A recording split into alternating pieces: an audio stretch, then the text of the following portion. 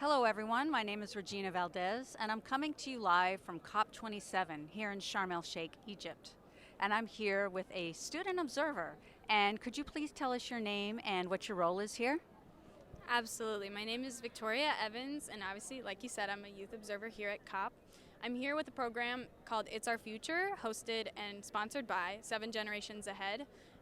We really focus on youth outreach and advocacy in the Chicagoland area. So that's kind of our goal here, is to spread messages from COP back home to our audience. And who is your primary audience, Victoria? I would just say any American youth that are interested in the environment, or American youth that have been kind of focused on the ways that America has been successful in climate change, but maybe not the ways that we've been challenged. I think that a central message about COP this year especially is how we can help developing countries and countries that aren't as financially powerful as the United States. And I think that it really is important that youth in the U.S. recognize that we do have a responsibility to reach out to our leaders and to reach out to our communities to make sure that we're doing things to be equitable about climate change.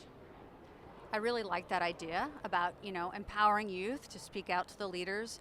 What would you say to the many youth who feel disenfranchised and maybe think that their voice doesn't matter and that they can't really affect any change?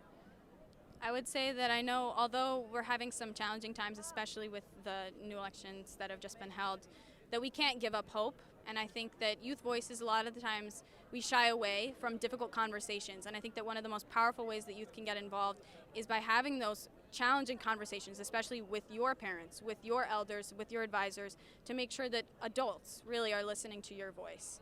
And you never have to apologize if somebody disagrees with you. Definitely bring your voice to the table regardless of what other people may think. You're stronger than you think you are. Wow, that's really, really great advice. I wish it's advice that someone had given me. I really, really respect that.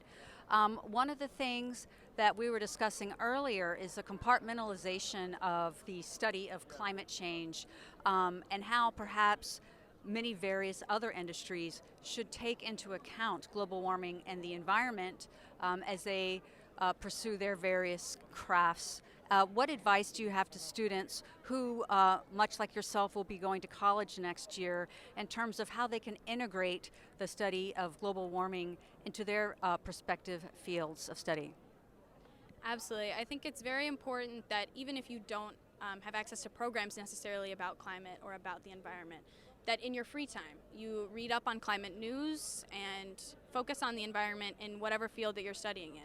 I think especially in fields like finance and fields like law, we really need to focus on environment. And especially in college, I think that college students have a very unique opportunity to get involved locally and with their institutions to promote more environmental conversations. I know many institutions have environmental programs or environmental clubs or organizations, but just expanding upon those and getting involved in those as best as possible is definitely one way that you can get access to environmental content.